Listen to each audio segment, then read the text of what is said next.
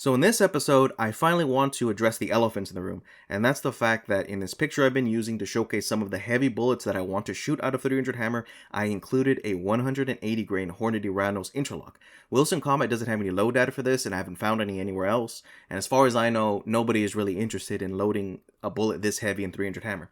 So this is exemplified by this photo here, the reason that I want to shoot it. On the far left is a 125 grain TNT, followed by a 150 grain interlock, a 180 grain round nose interlock, and finally a proper 180 grain boat tail soft point bullet.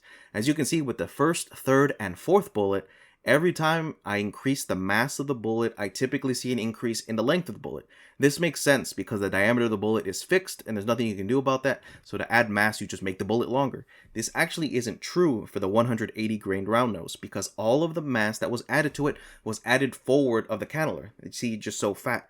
And so because of that, it's around the same length as the 150 grain interlock. So previously, every time I loaded a heavier bullet, I had to take into consideration both the length of the bullet and the mass of the bullet. The mass because that just increases pressure naturally. The length because I have to load the bullet even deeper into the case because 300 hammer is already really close to the max overall cartridge length of the caliber, being 2.260. So because of that, every bullet that got longer was going to be seated deeper into the case, would take up more of the case capacity, and would increase the pressure because it started to compress all of the powder that I put into it. While this will still be the case with the 150 grain, with the 180 grain being about the same seating depth of the 150 grain, that means that even though, yes, at the same powder charge, the 180 grain will experience more pressure, there was one less variable increasing the pressure for the 180 grain compared to other bullets like the 180 grain boat tail soft point on the far right. In fact, that 180 grain is so long, I suspect it might not even be worth shooting. You might get worse velocity out of a 300 hammer shooting that one compared to a 300 blackout shooting this 180 grain bullet. I'll go more over the blackout throughout this video, so keep that in mind. There is one important caveat that I haven't mentioned yet. Even though the 150 grain and 180 grain interlocks are both really similar in length, there is one way in which they are dissimilar, and that is their base to ogive length. The ogive is basically the part of the bullet that eventually becomes the diameter of the bullet that will first touch the lands that will lead to the rifling. Hopefully this picture helps you visualize this. So basically the 180 grain has a ogive, base to ogive length so long, so far forward, that I was worried that as I loaded it, it would hit the lands, damage the rifle, or push the bullet further back into the case, which would increase the pressure far more than I was anticipating when I loaded it.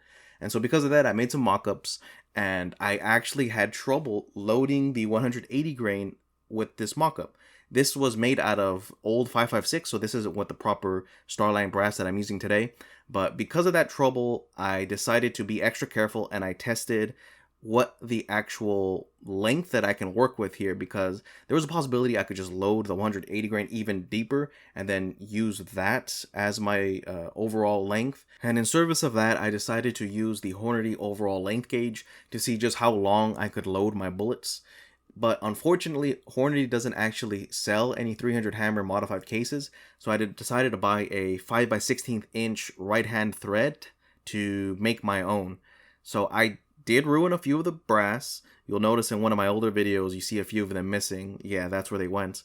So I decided to make my own. The only thing I could really say about making your own is that when you're using the tap, you don't want to go all the way so that it fits to the base of the overall length tool. Simply put, when you do that, it's just too much friction for a hand drill to really deal with. And so that ruined all of the other ones. So the one I use takes a little bit more work. You just have to zero the product, find the length, that is the length of the bullet beyond the case length, and then you just add on the actual case length later, which is going to be 1.595. And doing so revealed to me a surprising result. Basically, no bullet I will ever load, as long as it's to magazine length at the very least, will ever touch the lands. As you can see here, I can load this bullet incredibly long before it actually gets to the point where it's touching the lands, including this bullet, which had the longest base to ogive length of any of the bullets I will ever test for this caliber. This is surprising because the mock-up wasn't working properly. It must be because of the dimensions of that particular case. It was made from a 5.56 case I converted to 300 hammer, but I never shot it, so it wasn't fire form. So there must have been something off about those dimensions that caused it to not feed properly or all the way in. So with that knowledge, I decided to make another mock-up out of proper Starline brass that I had, and that bullet went in just fine. No problems at all. Actually, there is one problem. The feed ramps on this AR, it's an M4 extension and receiver. So as you can see here, the feed ramps are a bit narrow. They're expecting you to shoot pointed bullets. So even the 150 grain interlock, which is a bit thick at the front, is just fine passing through. But this one was not. Basically, it chipped off part of the tip and scuffed it up a little bit. It will affect accuracy, but not to an amazing degree. And I'm not expecting this to be an incredibly accurate bullet, nor would I ever, use this for long range. This will be the shortest range bullet possible that I will shoot out of this caliber. So because of that, I think it's not too big of an issue. This is actually why I decided to load this just a tiny bit deeper to maybe give it a better shot at getting in the barrel without getting stuck on anything. So hopefully things go well. So at this point, I had the green light to go ahead with the testing, but I had to decide what I would actually load the bullet to now that I had the overall length I wanted to load it to. So the first place I started was by looking at what 300 Blackout loads the 180 grain bullet. I specifically looked at Hornady's load data.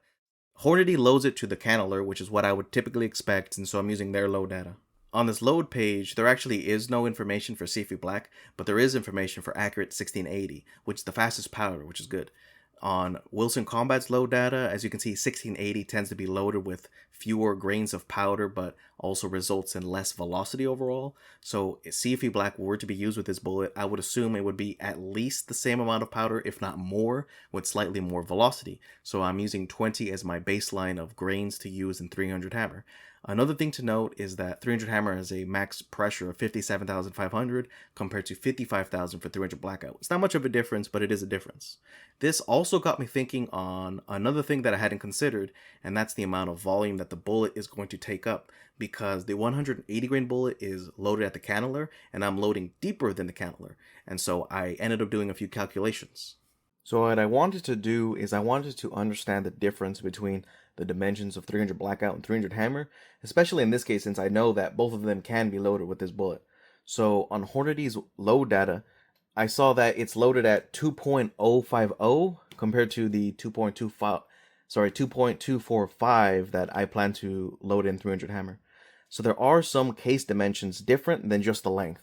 I thought before that they just lengthened it. As it turns out, they actually shortened the neck and slightly changed the shoulder. It doesn't matter too much, but what I did is I subtracted the case length of both by the length of their neck and by their shoulder to get this number.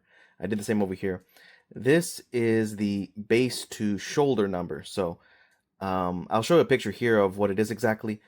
So it's 1.082 for Blackout and 1.341 for the Hammer. The space below it is where the powder is going to go, so lengthening that part of the bullet is going to increase the amount of powder capacity. And when you subtract them, you get that the Hammer is able to get 0.259 inches of extra space for powder compared to the Blackout. However, what I realized is that, well, first off, what I did is I subtracted the overall length of the bullet for the 180 grain by the case length to get this number. This number represents how much of the bullet is actually seated inside. Oh, sorry, I got that backwards. This is actually the amount of bullet that is beyond the case. I then subtract the bullet length from this number to get the seating depth, the amount of room that the bullet is inside of the case. So once I do that, I go ahead and subtract this number by the shoulder and neck length added together. That way, now I'm only measuring the amount of bullet below the shoulder. And I get 0.096 inches for the Blackout and 0.160 inches for the Hammer. So that's how much of the bullet is below the shoulder for both of these. So once I have this number, I can subtract the base to shoulder number I had from earlier by this number, and I end up with 0.985 inches for the Blackout and 1.181 inches for the Hammer. and subtracting this, I get 0.196 inches. So what I ended up finding here, what this number represents, is the extra amount of space that I gained by using the 300 hammer over the blackout. That is the actual usable part of the case that is going to contain the powder. But in reality, it should be 0.259 inches. So why did the 300 hammer lose it? It lost it because I'm loading it so deep. This one is loaded to the cannular, and the other bullet is loaded to, well, just above the cannular. It's hard to show. You see the, oh, wrong bullet. You see the blackout would be loaded like this, just to the cannular, but this one ends up getting loaded a bit deeper, like, it's exaggerated, like this. So, you know, they're loading it to here, and we're loading it to here. So we're loading it deeper, whereas they have less room to work with. So the amount of benefit that the hammer gets is actually lessened because of how deeply that this is loaded. This is why I brought up that 180 grain bullet earlier. You know, the blackout would probably load it to here or something, whereas this one you have to load it so deep. I don't even know if it's possible, to be honest. But this particular bullet is 1259 inches long. And if you remember, the 180 grain bullet is, let me find it. Oh, surely I have it here. I don't have it written down, but it's 1.060. So this one being 1.259, I'll just round up to 60. It is about 0.2 inches longer, just about. I'm rounding. What that means is that because the blackout is loaded to 2.050, it can easily add an extra 0.20 inches to that number and easily handle the extra length with no problem. It doesn't have to be seated any deeper. The hammer does not have that luxury, and so this 0.196 inches of extra case length that you would get would be completely eliminated with that 180 grain. It is possible with this one, but this number is important because it just goes to show that as the bullets get longer, the hammer begins to take advantage of its extra length less and less, which is unfortunate. So what's the point of all this? If you remember in my very first video, I talk about how 30-30, even out of a 24-inch barrel in ideal conditions, has some disadvantages to the 300 hammer, even out of a 16-inch. And that was that the 150 grain bullets fired out of both, even though the 30-30 could fire them faster because of the high ballistic coefficients of the 300 hammers bullets, they would be able to carry out their velocity and energy out better to distance, and so after 25 to 75 yards, the velocity and energy would begin to match and then exceed what the 30-30 was capable of. After that, it was all down to bullet construction on which would be more effective.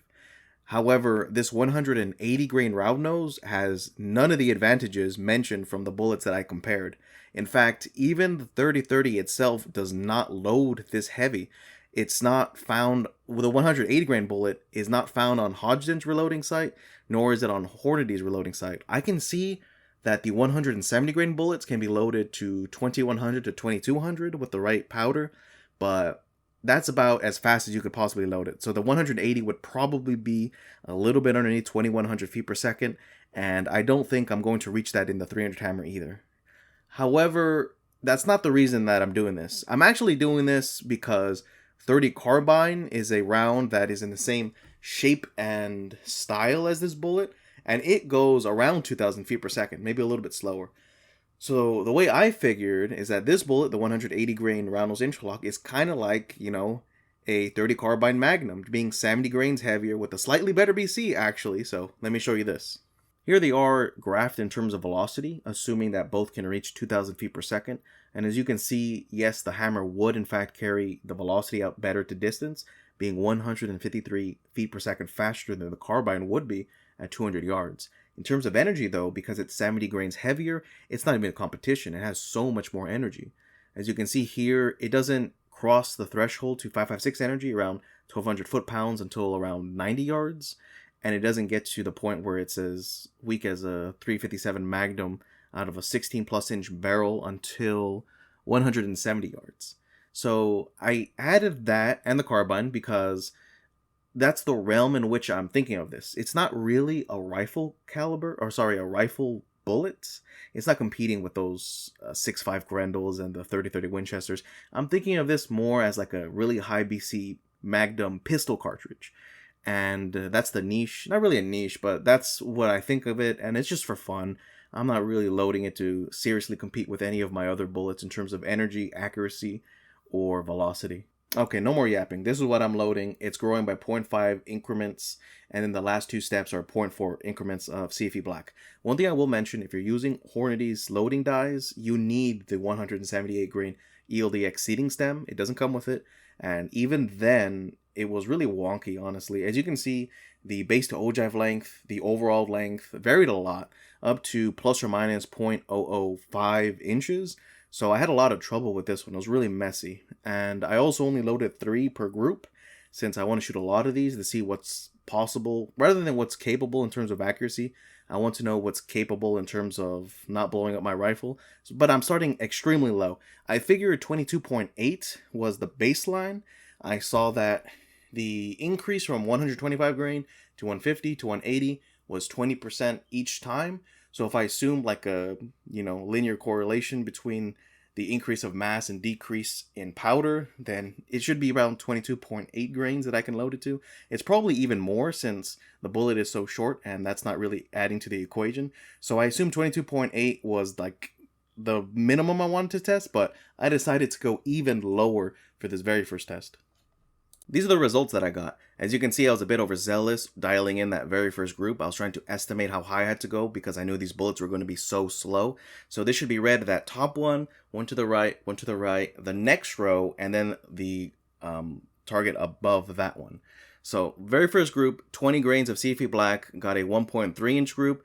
And it's about 1.3, I can't tell for certain because one of the bullets was off of the page, but this is still pretty good. Number 2, unfortunately, I experienced a failure to feed. That was actually pretty bad. It was probably due to the fact that, that feed ramp is narrower than this bullet. And the bullet was pushed in so far forward inside of the case that I felt it wasn't safe to shoot anymore. So I just took it home and didn't shoot it at all. The next group was a 1.785 inch group, which is the worst one of the bunch, but still, it's acceptable. It's what I want to see out of this. The next one got a 1.273 inch group, which is really good. That's more or less as good as I would expect this particular bullet to do. I was at 21.4 grains. And then the final 21.8 grain group got a 1.465. So this is really good. Overall, all of them got a 1.3 to a 1.8 inch group, which is exactly what I want to see out of this sort of bullet. As for the velocities though, do you remember that 300 blackout load page? Well, on it, it showed that the fastest load there was going around 1800 feet per second. And my very first load with 20 grains of CFE black, which would be more CFE black than would even fit in a 300 blackout case with this sort of bullet, is only getting 1700 feet per second. It's not until the fourth loading at 21.4 grains that I at least get to match what 300 blackout is at least theoretically capable of. And it's just going to show that even if you increase the powder, if the pressure isn't there, then the velocity won't be there either. On the last one, I got 1856 feet per second and 1377 foot-pounds of energy. This whole thing is really just showing me that I really do have a lot of room to grow in terms of the range of powder that I can use. I at least want to get to that 23.2 grains that I thought of, but looking at the foot-pounds of energy, perhaps even that could guide me, since pretty much all of the maxed out 300 hammer loads were hitting around 1600 foot-pounds of energy. So it'll be interesting to see just how far I can take this particular bullet. So I'll do this test again, 3-round groups again, and I'll reach 23.2, and if I still haven't gotten to that 1600 foot-pounds of energy number, and if the brass is still looking good, then I'll go even further. I do think 23.2 will probably be the max, but that'll be for a different video. I'll just leave you here with a cleaner version of the velocity and of the group sizes.